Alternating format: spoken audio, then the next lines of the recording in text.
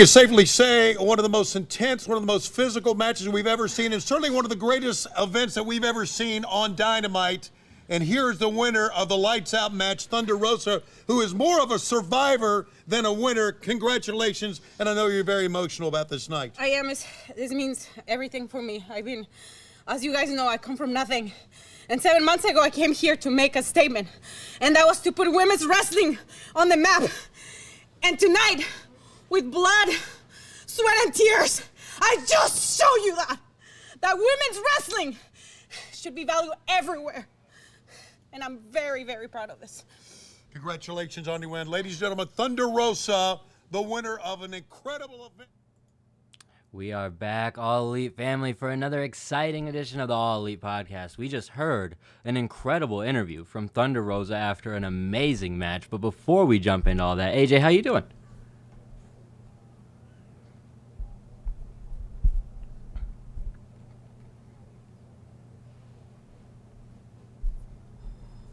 I'm doing good. Been busy. You know, like I speak about probably every week. Probably the only thing really relevant that I say is that I'm busy. But yeah, been real busy. Doing a lot of fun stuff related to my internship and my school stuff, but been keeping myself busy. Glad to do the podcast. Been doing a lot of interesting stuff for WrestleJoy, so if you want to catch one of those articles about someone like Fuego del Sol, the master of the Tornado DDT, make sure you head over to WrestleJoy and check that out. But otherwise, I haven't been up to a whole lot. I'm so excited to talk about this match. Normally we jump into the news and stuff, but we have to talk about this match, I feel like, before we get into anything, because it's kind of part of the news. All of wrestling, especially the AEW circle, but a lot of wrestling in general, have been sending some love for this match, so I want to know what you thought.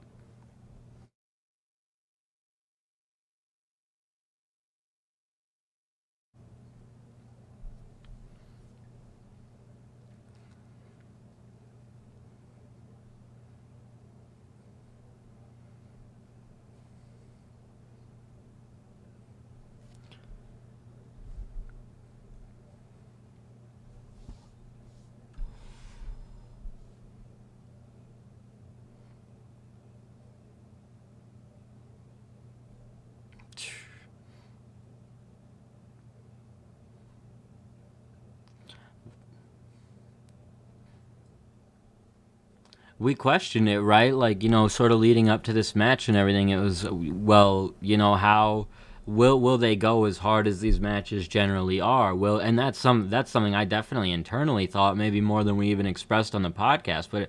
And it wasn't even to discredit them in any way, shape, or form. It was just like you don't naturally see that in women's wrestling, especially on televised women's wrestling. This was a crazy match. It wasn't necessarily as crazy as you can think back to the Young Bucks versus Candice LeRae and Joey Ryan. That match was a crazy match where a woman got destroyed and people thought, but this was very crazy in its own right with two very talented women doing incredible stuff throughout. I thought it was a very good story too. I loved this match.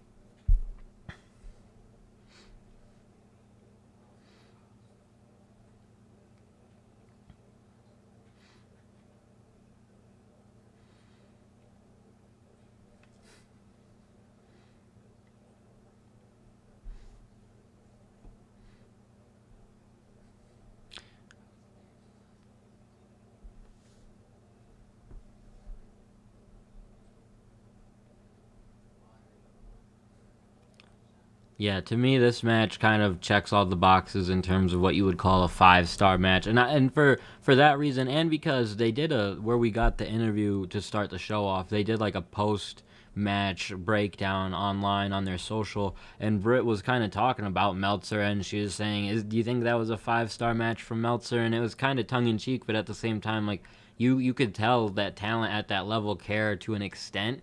And you would hope, you know what I mean? So, and to me, and to a lot of fans and a lot of people around the world, I imagine it probably will be. Meltzer might even do something like throw it 5.5, just because he really liked the story or something. Because it's in Jacksonville, it gets an extra half a star, brother.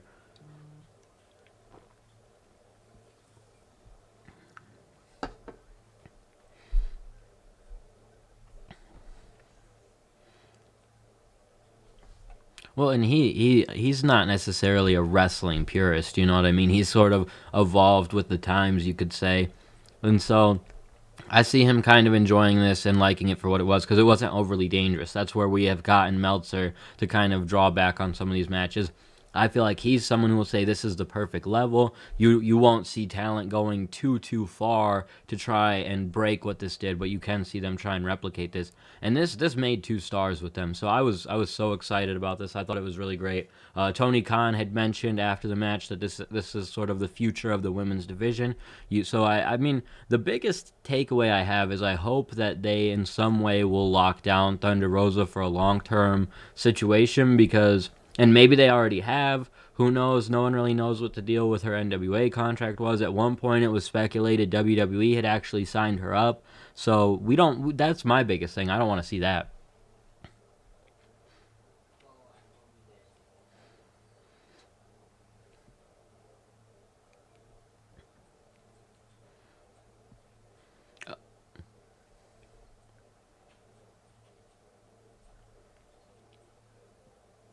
Mm-hmm.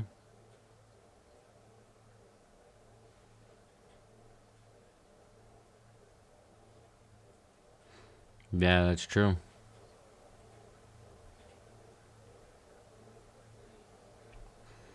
Yeah, and I mean, who knows? Maybe Rosa is kind of not going to be able to be used by AEW as much anyway because NWA is making its return in the next couple weeks. They do tend to tape longer at a time, but there still might be some type of conflict of interest. So, in theory, this could potentially be like some type of cool mutual send off where it doesn't affect the records. Britt still looks like a badass from it. I don't think that this is the end of Rosa. I think we will see more of her, but I wouldn't be surprised if we don't see as much of her going forward. But at the same time, why would you book it in this way? So I don't know.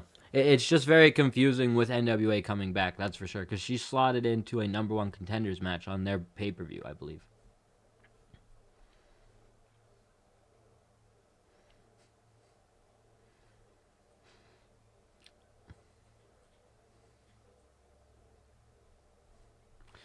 And yeah, I agree, but I feel like after something like this, they could even turn her babyface if they wanted to, if they wanted to introduce someone else or do something different. And I agree. I think you could sort of almost turn that whole thing now face where people like it, like her so much and what she's done in this bad guy persona, and then this matchup itself because so many people are singing the praises of Britt Baker after this. I don't think there's going to be a face turn. I think she'll probably just destroy somebody next week or in the upcoming weeks, and yeah, well, I've just liked what she's done lately, so who knows? I wouldn't mind cheering for her, but I think that they absolutely did an amazing job with that show closing match. And to me, it took me back to that main event of the pay per view where I was like, man, it made me like this is how you close the show where you don't remember something like that.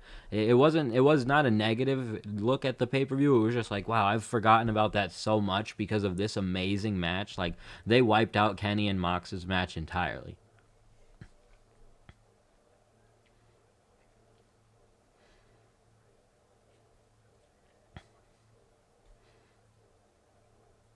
Mm-hmm.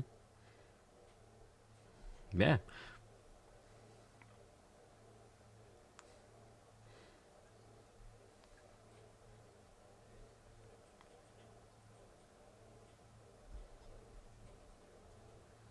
I agree, and I think that there's just so much you could say good about it. Britt was amazing after the match. Tony Khan was like thanking her so much on that post show recap thing they showed. He was just like, "Thank you so much for doing this. Thank you so much. Like that was an amazing main event. We had a great show thanks to that event." Like, and you agree with him because that was a great match. So I think they did an amazing job. That's why we had to start off the show with it and give it its proper time because that match was amazing. So. Ethan Page has signed a 3-year deal with AEW. Nothing too crazy about this. It's cool to know that he's signed for an extended amount of time, especially because he wasn't featured this week, so he's got plenty of time to be featured, but that's rough. He was he on Dark?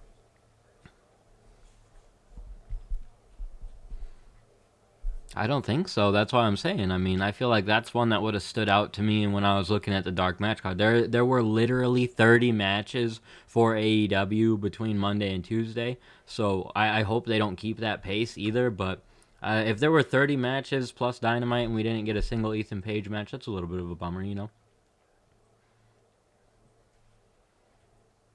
I'm sure it's all fine, and it's like, to me, when I saw it, I was like, dang, that sucks. But at the same time, I was like, that's good. You're showing the talent. Like, even the new guys that get brought in, they're not immediately going to be featured every week unless it's maybe someone like Christian. So, Austin Gunn is releasing a hip hop album. I'm actually very excited to check this out. I want to give this a full length review when it comes out. No, but I am going to talk about it just in general because that's fun. Like, this could be fun, and he's had a fun little run with it. It's kind of goofy, but he very much fits that John Cena pre-wrestle, like right around WrestleMania 19 gimmick of like just white rapper, and it's kind of fun.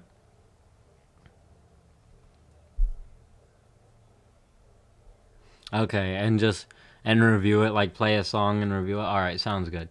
But yeah, so I'm like, I'm not legitimately like crazy excited for this, but this is cool. It's very smart for him to do something outside of the realm of just what is being typically done, of like maybe not streaming, maybe not vlogging, maybe not doing your YouTube series, but he's got these videos. He's done some hip hop video releases and now an album. So I'm gonna give it some time. His are awful though. His are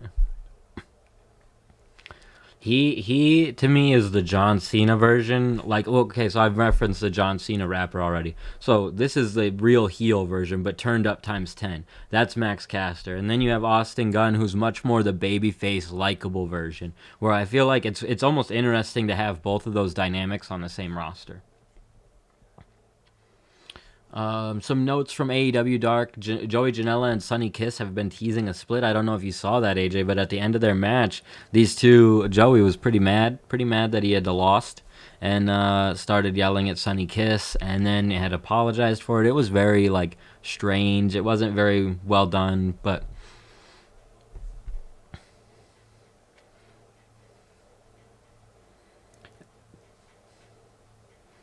I agree. I like where it could go. I like that there could be a story out of it.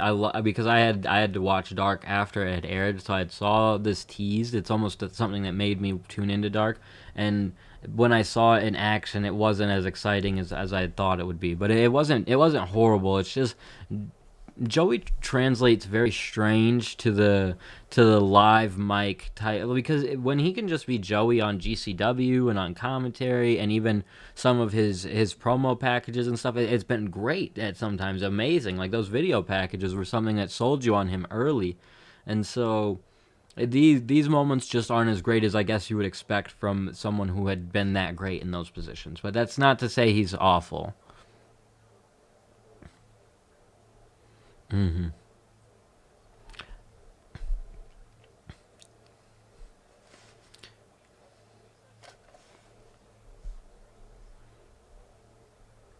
That's a great way to put it.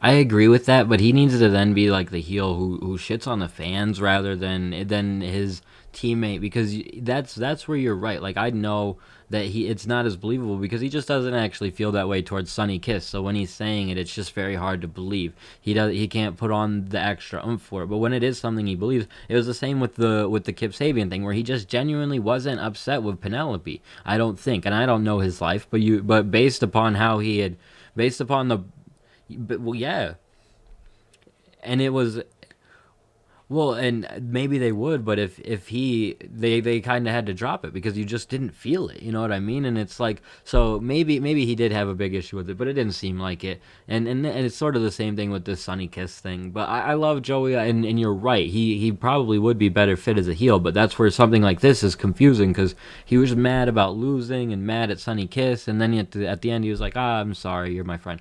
But they can still spin it the right way. But it just didn't come off the greatest. Then we had Ricky Starks and Brian Cage. They teased actually what happened on Dynamite on Dark. So if you had tuned into Dark, you kind of got the foreshadowing of that, which was pretty cool. It was a good little segment. Or there was a match actually where Ricky Starks picked up the pinfall victory. Cage was a little bit upset about this because it was a blind tag. So Negative one is very fun to watch with Tay Conti. He's fun to watch with other talent and I feel like Tay is great, but having him as like that extra because he's basically on the ramp, just like doing every move that either gets done or that Tay does, and it just adds so much to her matches because I don't know why. It doesn't necessarily add a lot to some of the other. You're right, 100%. It's adorable and it fits perfect with Tay. So. SCU has also continued their win streak on Dark. This is a strange storyline to me though because it's only occurred on Dark. I like that to an extent, but I wonder if it maybe pays off with them aligning with Scorpio and we have another heel group. But that would also be kind of strange to me, no? Yeah, well, and yeah, but to me that's just a lot of heel groups. So at that point, I just have no idea where this is going, and maybe it just lasts like a whole year. That would be interesting. I wouldn't mind that, because,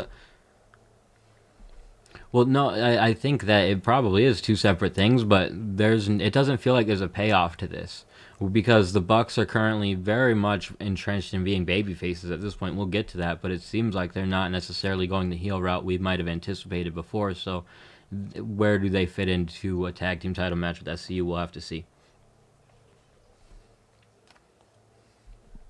Yeah, exactly. So that's why I think this win streak might just be something that actually happens on Dark for maybe like 6 months before they finally are like, holy shit, we've been winning every time on Dark and you guys don't give us anything. So we'll see.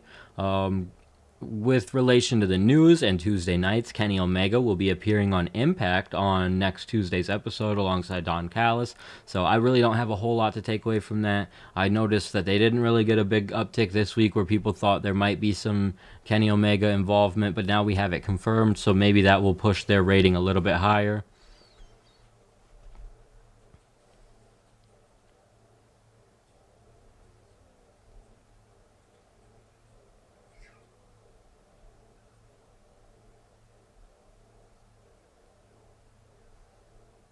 You just know you don't have to really tune into it as much because it's not must see. You know when his pay-per-view match is coming. You know that's probably going to be one of his general only matches on Impact. He probably won't wrestle actually on the TV show very much. So yeah, just based on that, I still am intrigued by it, and I like the relationship and everything, and it's cool that AEW lets him perform over there as much as they have up to this point because that's good. That's good for business. So it doesn't really hurt anything, obviously.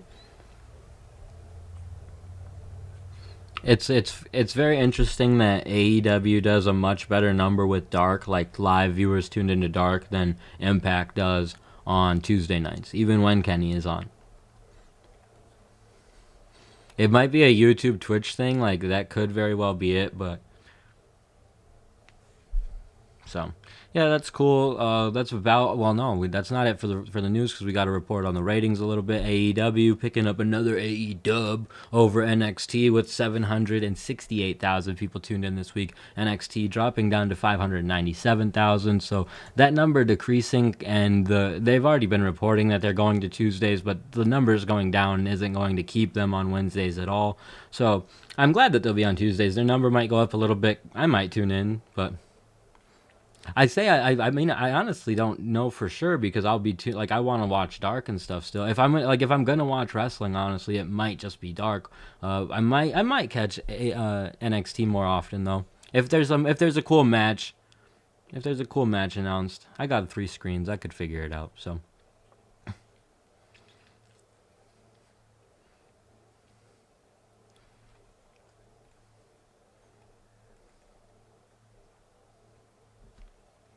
Yeah, I agree 100%, and I think that they'll go rolling into Tuesdays pretty well, coming off of the 2 takeovers and all of that, and probably new talent rolling in after WrestleMania and stuff like that. So we're obviously not an NXT centric podcast, but they will likely be going to Tuesdays. AEW doing well, another 768,000, very interesting. The number right now, we had seen it kind of go up for a while. Now we've seen it sort of stay consistent in the 760 to 800,000 range. We'll see if they can pick up some momentum going forward. I really don't have a whole lot on the ratings, so. No. And that's why I have essentially nothing to say about it. It's just like another regular rating. Sometimes they pop a really great one, and we haven't really seen them hit lows, kind of like NXT did this week. And NXT kind of was in the same range. That's why this one is more of a surprising number for them. So.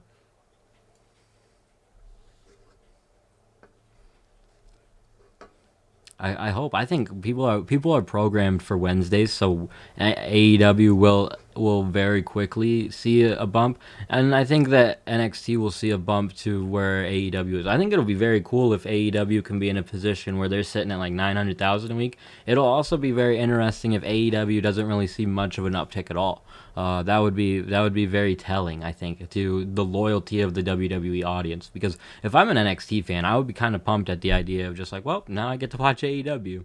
So it works for all those guys who got to report on those shows too. I'm sure those guys are hyped. I see them all on the different sites talking about they got to switch days so they can do AEW. So, all right, let's talk about AEW this week. We had the kickoff. They kicked off Dynamite with a real hot match with Penta versus Cody. Penta had a bit of a promo going on during his entrance. This was a really good match, and I like the fact that they have Alex still with Penta because that's a cool little duo.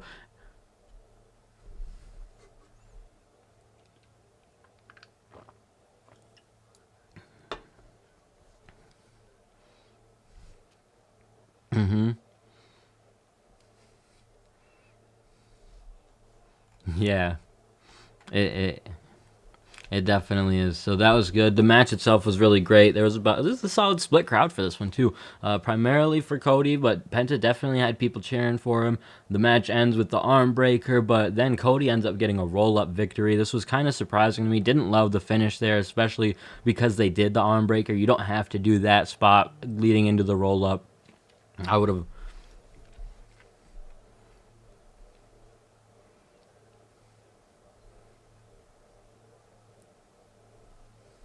I don't mind the roll up victory here because it leaves a lot to it. It's just the fact that his arm was literally just destroyed, and then you have him do a roll up. It's like I'm not gonna believe Penta can't get out of that, man. So that's my only negative takeaway from that. The attack post match was great. I would have loved if the arm breaker was saved for the post match like that. That's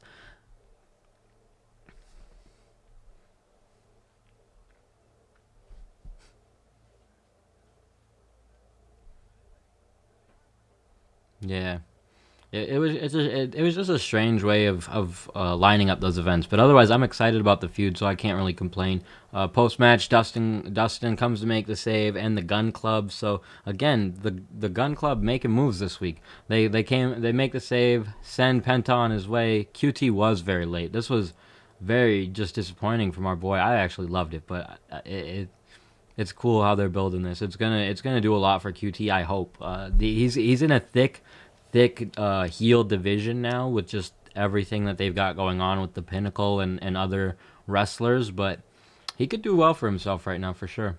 Definitely in a better spot than he was 6 months ago.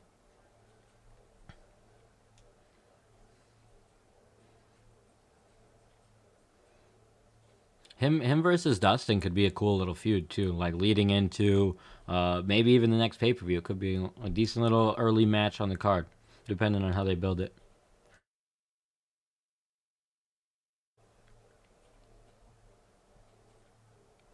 Yeah.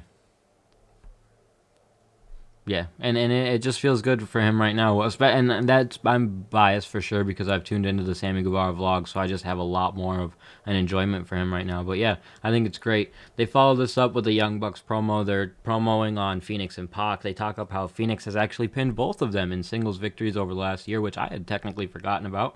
They say, fortunately, they're the tag team champions though. And then Don Callis shows up. He offers them a very goofy shirt. We don't.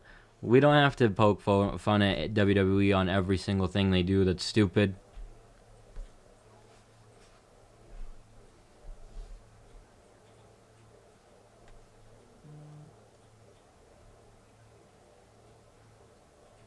So they still don't know. Come on, Jim Cornette. You need to relax.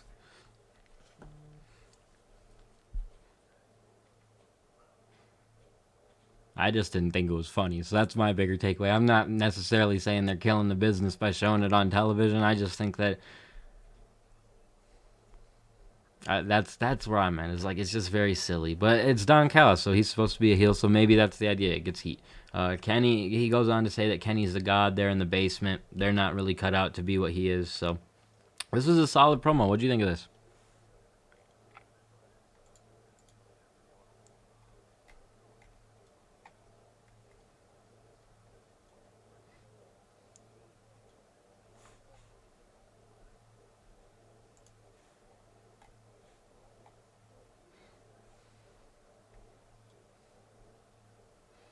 Yeah, for sure, and that's probably you're probably right. What a good way to set that up. They've done well with this. Jade Cargill got her debut singles match. This was a very quick, easy win. She had a nice little German suplex, damn near threw her opponent out of the ring.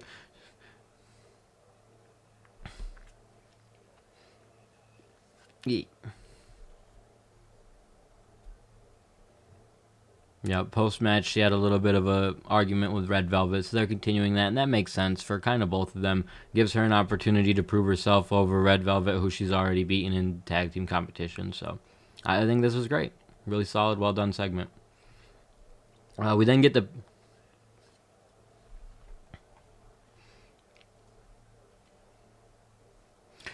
dude, and when I watched it, I was like, no shit, man. I was like that. We were talking about this match the other day, like, oh, we hope she delivers, da da da da da, and then it's literally just a single squash. So it's like, no shit, no duh, like duh. That's how you book that. We're just not necessarily used to seeing matches like this in AEW, which makes them even better.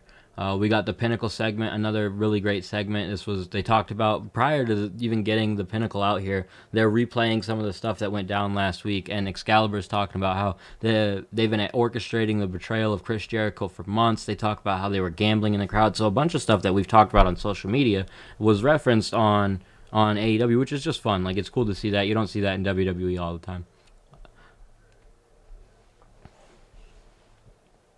Yeah, totally started off the promo saying that they're the baddest group. They're at the pinnacle of the sport.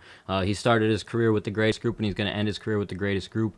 He then hands the mic off to MJF. He says he's Judas now. He's pretending like Chris Jericho. He said pretending to like Chris Jericho wasn't a walk in the park, something that Jericho should do more of. Just tears apart Jericho for a minute. It was really, really great. Then yeah, he tears apart Jericho like he tore apart his pecs. So he hyped up the group. He talks about Wardlow, Spears, FTR, makes everybody look good. He talks about how he's the most talked about wrestler in the world today. He's unstoppable on the mic. He still has 25 years in the tank. He's better than you and you know it. And then they do a big Pinnacle hug at the end. This was solid. It wasn't necessarily like the most amazing promo, I guess, but it was really... No, I think he did a really great job. I just think when he doesn't have to necessarily talk about himself and 5 other guys and make everybody sound good by himself in 5 minutes, it's much better. When he's able to just run down an opponent and destroy an opponent. Like this was not bad. It's just because MJF is so great.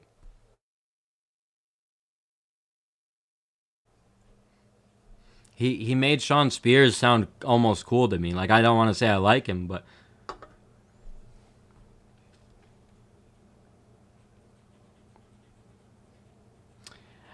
it was a great promo. It's just MJF though. So I feel like when he doesn't have to just sit there and when he can talk about himself or his opponent for 5 minutes, I don't know. You're right. I'm just looking for a nitpicky thing there. But it was a great promo. It was really solid. The Pinnacle looks great. Like I said, Shawn Spears even sounded great to me by the explanation from MJF. So they did a solid job here.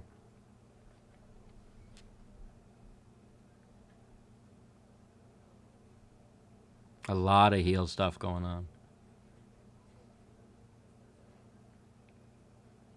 Oh, well, they're definitely going to be the top guys, and MJF is going to be great for a long time to come. And this promo told me that, so you're right. This promo was amazing.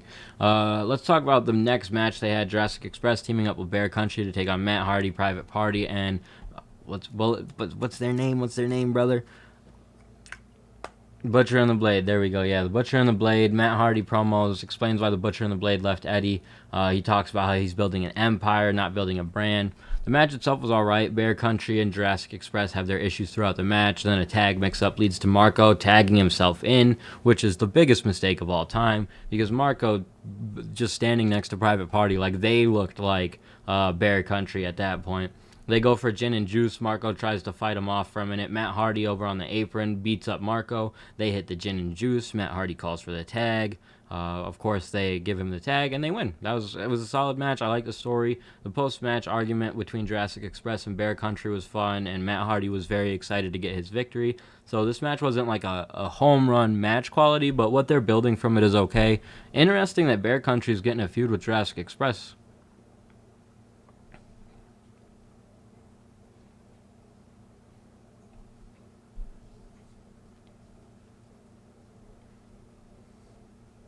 Mm-hmm.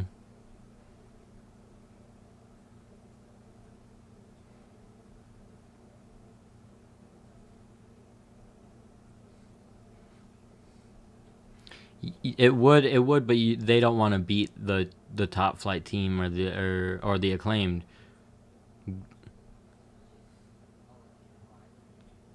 Yes and no. I mean, they've been established for the last couple of weeks now. Like we know who they are, and they've had some good wins on Dark. They've done some good stuff on Dynamite. They were featured in the Battle Royal. I'm not totally against it. This if I don't think they're going to win the feud, so that's why I'm not as against it as I might have been initially. It's fine. I think Jurassic Express picks up the victory throughout all this, and Bear Country just becomes kind of what we had looked at Janela and Sunny Kiss as becoming, as like a team who wins sometimes, so that way when they lose to a good team, the good team looks better.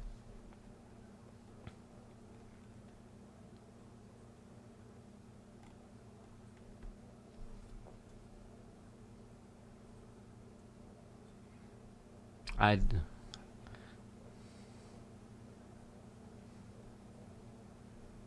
Dang, I missed it, but shout out to the Butcher. That's our boy. He's a good guy, so I'm excited to hear that. Glad Marco's okay. I missed that part though. I missed it. Probably I haven't been on the social medias as much either. So we got a Moxie and Kingston promo. This was solid. Mox says he isn't feeling good. Should be on a beach. And I took that as honestly he might not be on television if the explosion happened as it was supposed to, but because it didn't, he's back on TV. He talks about how he has to fix the real problem. Kingston says that it's the Good Brothers. Everybody loves the Good Brothers except them. They say that he wasted his money on talking Shopomania. That was fun. They joke on the Bullet Club, compare it to the NWO. They say this isn't Tokyo, this isn't the Impact Zone, it's their home, and cowards die 1,000 deaths. So these guys were solid. This was great. Nothing amazing, but it was great.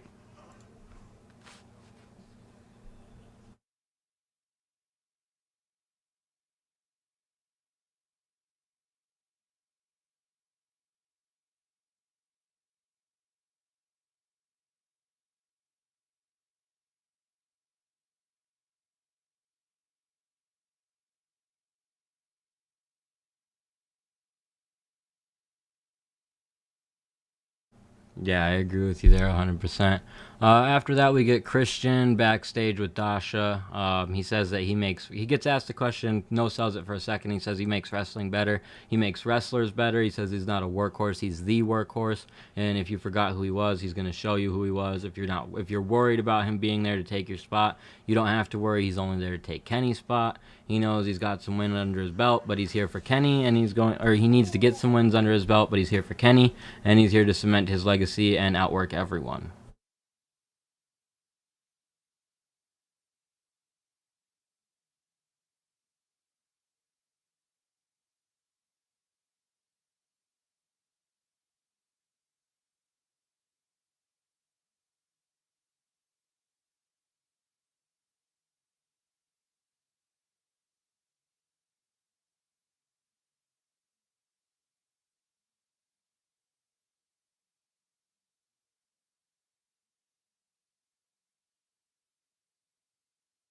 Yeah, I'll have to see it to believe it first, but it sounds good in theory. So we'll see. I think and I don't see any reason to disbelieve it. It's just been a while, so we'll have to see. We then get the next match. Eddie Kingston on his way out and is jumped by the Good Brothers. Moxley makes the save. They end up having a decent little back and forth match. Obviously, Moxley and Kingston picking up the victory, but that just pisses off the Good Brothers. They assault everybody post match. Kenny Omega makes an amazing entrance. He brings out a chair. Kingston tries to make the save, ends up getting his leg broken for his effort. They try to do the same thing to Moxley's neck, and the Young Bucks are the ones who make the save. What'd you think about that?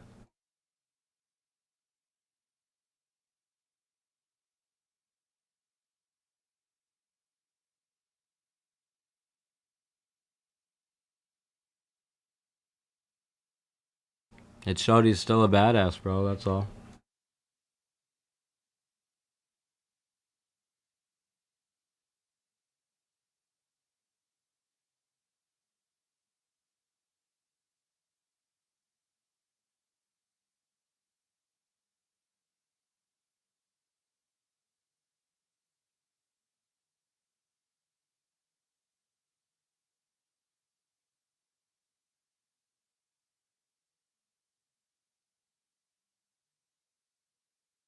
This better lead to Kenny versus Matt, bro. He did the too sweet in his face.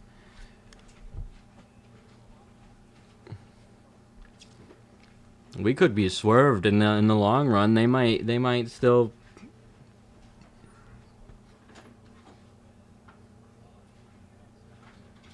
You're not a Young Bucks fan. We hate the Young Bucks. Well, I will say I don't hate them anymore. This segment sold me on them quite a bit, actually. So I'm excited to see where they go with this. It's cool to see, because in the moment I was like, holy shit, we're gonna have two like dominant heel factions. Like, this is insane. And Matt Hardy's little baby faction. So I was like, this is a lot to take in. And then when they didn't turn and they sort of stayed babyface, I was like, oh, okay, I really actually enjoy this. I like that these guys are doing this. This could be really good for them, even though they're goofy as hell sometimes. Like, this is great. I'm glad that they saved Mox. It was cool that Mox kind of reacted to being saved by them as well. So good stuff here.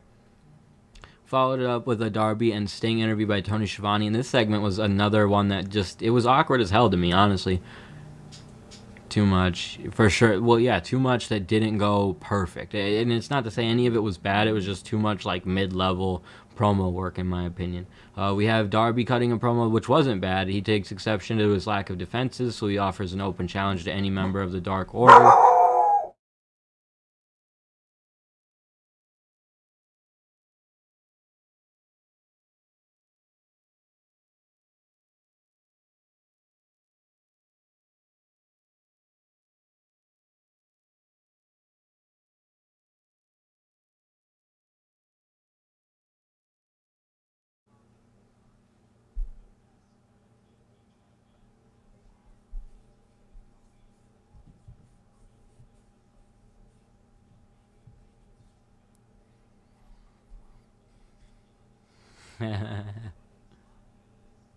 And that wasn't the whole of this. That was kind of sloppy. I mean, he gets interrupted by Jake the Snake and Archer, who once again just when it's Archer by himself, it's not a great promo. And then Jake the Snake takes the mic from him, and the first thing he's talking about is how Darby's a weenie boy and he left his buns backstage. I was like, what did he say? And then he repeated it, and I was like, what did he say? And then he called him a weenie, and I was like, why did he say that?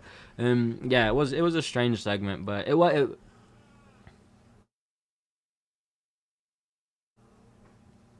yeah, well, I think he is crazy. They're both kind of crazy. And Archer wasn't horrible. I don't want to say any of this was horrible. It just wasn't. It was kind of akin to the fact of the crowd just wasn't playing along. Everything just kind of seemed out of left field from the get-go. Because then they left and Team Taz comes out. This was so weird. Well, I think they were walking away. I'm pretty sure they were walking away. I might be wrong, though. Taz comes out, he starts saying something, and then Brian Cage just rips the mic out of his hand and is like, Sting, you're the greatest wrestler in the whole world. I fucking love you. Like, it's not exactly what he said, but at some point he says Ricky Starks was wrong. He was an icon. Like, it was so weird. I'm glad that he at least was like, Darby, none of this has anything to do with you. This is all for Sting. And at first I thought he was about to get himself in a feud with Sting, but it sounds like he wants to take Darby's spot as Sting's little buddy. What if he comes out in Sting face paint next week? Wouldn't that be awesome? Like, someone Brian Cage's size just comes out dressed as Sting next week. Like, he just becomes a Sting super fan, like Stan.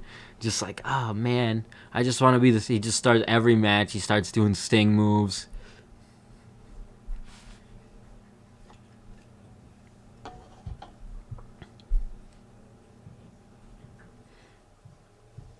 So Cage will be the one to make the save for Archer.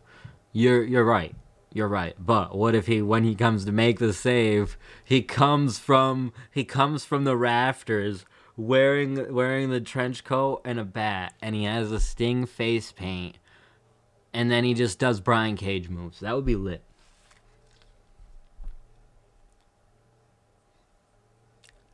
Like, he just bought the WWE Network and started watching WCW 1995, and it's like, oh my god, I freaking love this dude. All right, sorry, dude. I knew I was gonna miss it by a year, but no, I think this was not a fun segment. This was a strange segment, but I'm curious to see where it goes. I love that Ricky Starks will hopefully become sort of the focal point of Team Taz, because I mean I really liked Team Taz. That's kind of why I'm bitter about this the most, is because I think that they're a good group. I think that it works really well with Cage to be a part of it, and maybe they don't split him away. Maybe this is just a storyline where he feels like he's splitting away. But again, there's a lot of good heel factions in AEW right now where it doesn't kill them to sort of bring Team Taz down a notch. You know what I mean?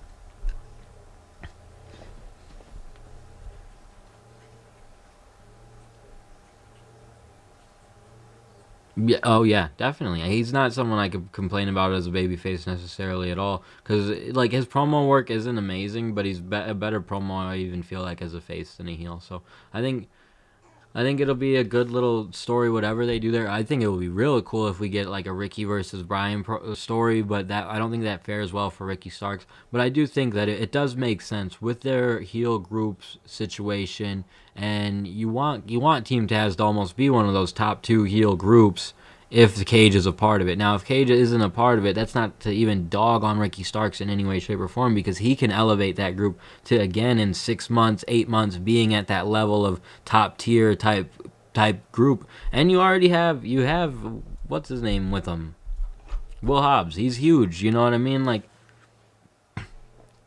I don't mean Hook, but you never know. Maybe Hook's about ready to start wrestling too. So we'll see. I'm not against any of it. The promo itself, though, or the segment, I should say, overall, you were right. It was a lot going on, and almost from the get go, it was sort of derailed. So we then got a solid little Scorpio Sky promo. He's talking about how he wanted to be the face of AEW. They don't want him. They want the Codys. They want the Darbys. They want the Stings. He failed. They failed, and he's the exception to Nice Guy. Or he wanted to be the exception to Nice Guys finish last. There we go. And he failed at that. So.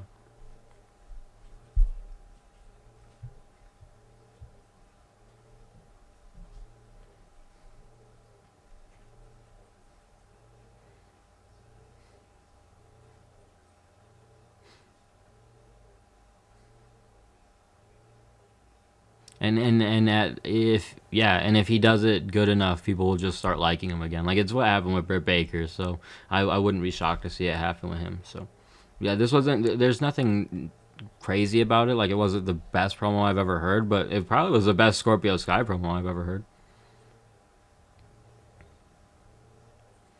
I love vignettes and stuff like that. So, Phoenix picking up a win over Angelico. Wasn't a whole lot. Like, the match was great because Phoenix is great. It was really solid. There just wasn't a whole lot of story to it, so it's like an extended squash match, essentially. So, they did. It's because Phoenix matches are great, and this is in a Phoenix squash. You would rather see it go 7-8 minutes, to even 10, and possibly where he's giving a little bit to then continue doing all the cool shit that he can do. So yeah, I'm not dogging on it at all. It's just like when you know who's gonna win, it's like okay, let's get. Mm-hmm. It is indeed. And post match, I thought it was really fun when Pac just slides in the ring and just starts shitting on Angelico. And the funny thing when I thought about it was he might not even be shitting on him. He might just be saying something, but obviously the vision is like it's supposed to look like he's shitting on him, but he could easily just be like, haha. Like, you know what I mean? Like you imagine wrestlers could say whatever they want in that point. So yeah. Miro then cuts a promo. This was a solid little promo too because he's asked if they want to do that match that Chuck Taylor had challenged him to. He says no, he's moved on. And Kip immediately interrupts him. He's like, "Hey, I haven't moved on. They ruined my wedding, and you pushed Orange Cassidy into my wife. Like you haven't even apologized. You're supposed to care because she's hurt now." Miro says that he's hurt as well because the worst thing you can do for your career is have your wife at ringside. He says when the bell rings, he doesn't care about Kip or anything but his destiny to become world champion. And he walks off, and Marvez asks if they accept, and Kip accepts the tag match on behalf of Miro. I hope this leads to Miro freaking destroying Kip.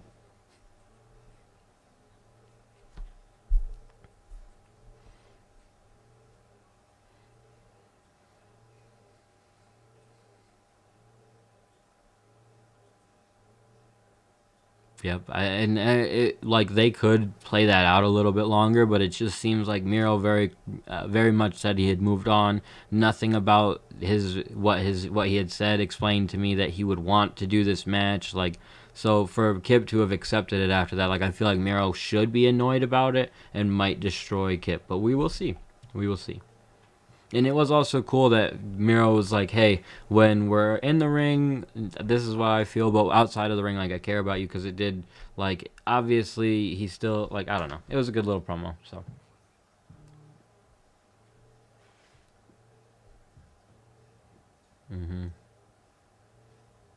Yeah. We then go backstage with the Dark Order. They're trying to find out who's accepting the challenge to Darby Allin's championship, and -1 says he will, and that's some bullshit because Player Uno says no. Well, and that's the bullshit, is that Player Uno says no. Uno says that he's only maybe in 10 years, and that's fair enough, but still. Then they have to figure out who it's going to be. Most of the Dark Order start to raise their hand, but Alex Reynolds looks over and says, well, what about John? The rest are a bit perplexed at this, but in seconds are all behind it. So I thought that was that was a great segment. Like Colt Cabana, everybody was raising their hand. At first they're like annoyed, and then seconds later are like, yeah, fuck it.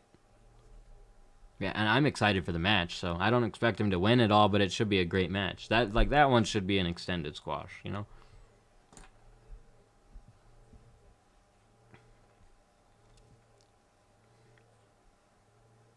Yeah, well, and it's a good way to continue showing people that, you know, with this open challenge, the group agreeing, the group being happy for him getting this opportunity, the match will probably be really good. There'll be some near falls. He'll look great. I'm excited for it.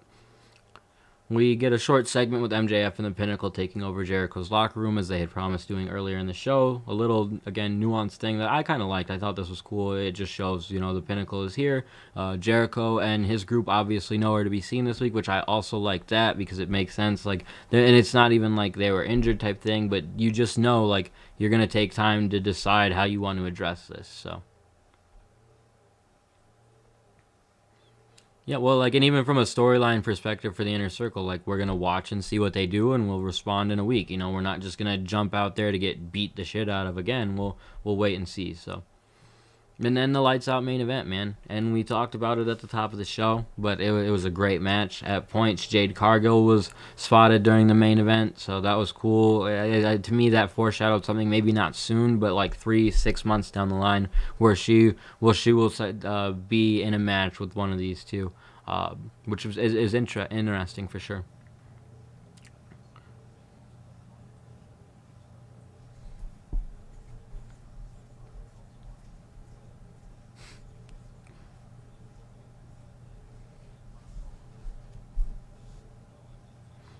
Oh yeah.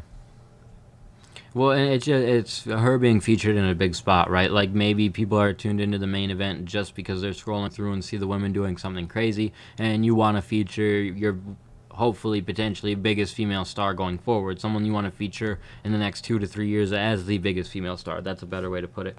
You are right. Hikaru was watching. The funny note of this is she's watching backstage, like on the TV in gear, but when you watch the post-show thing I was talking about earlier on, she was like in her ring gear running up to Rosa like, you did so great. So it's just funny how the post tape comes out. Like it's just funny when you think about it that way. The match was fun, though. They stayed true to the match type 100%. Rebel was super useful in this match. She got involved a lot, start to finish, really. They both got blood. Britt was bleeding really, really bad, which was very crazy. At one point, Rebel had was helping wipe the blood off of Britt's face, and Rosa pulls her. And, I wasn't expecting her to be pulled because they were in the process of cleaning up her face. The ref was even trying to check on her. It was like something you see in a scary movie when someone just gets pulled. It was amazing. It was a great little shot. So it was very good. Like I said, they stayed true to it. Rosa power bombs Britt Baker into a pile of thumbtacks. Britt kicks out. They get the lockjaw going in the thumbtacks, but they're in front of the thumbtacks. So when Rosa, the genius way to get out of this is Rosa rolls her back into the thumbtacks. Even more thumbtacks there. They end up getting on the apron. Rosa does her finish off the apron through a table. It was a crazy moment, and like in seconds, because the way they landed was almost like Britt was on top of her. But when they switched the camera angle, it doesn't even look like it. So it was perfect for her to get the pin. It looked amazing, like a great finish, dude. It was a freaking amazing match. These two are stars made. I'm glad to talk about it again an hour later because it was amazing.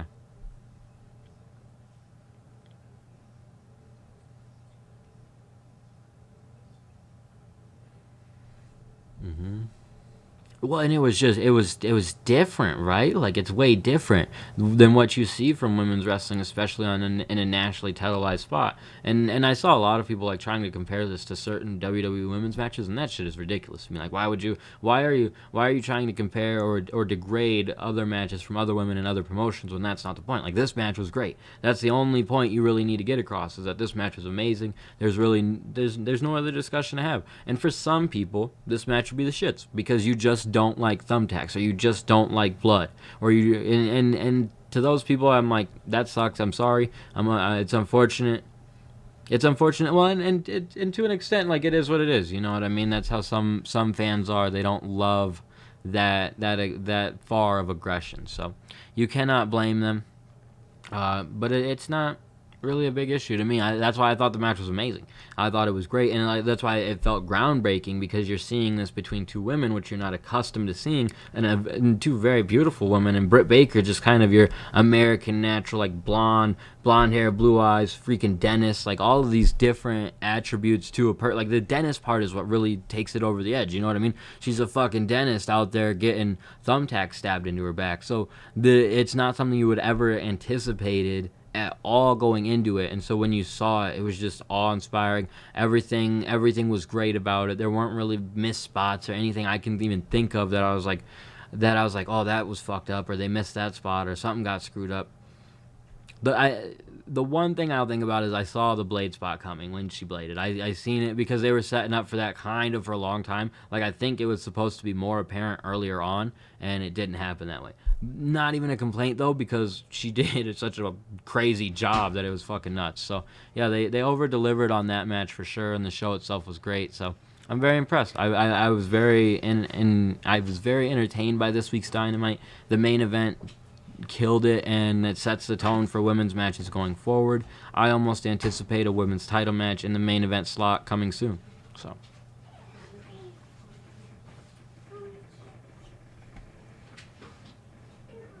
Well, yeah, the rating held steady. It's not like, yeah, exactly.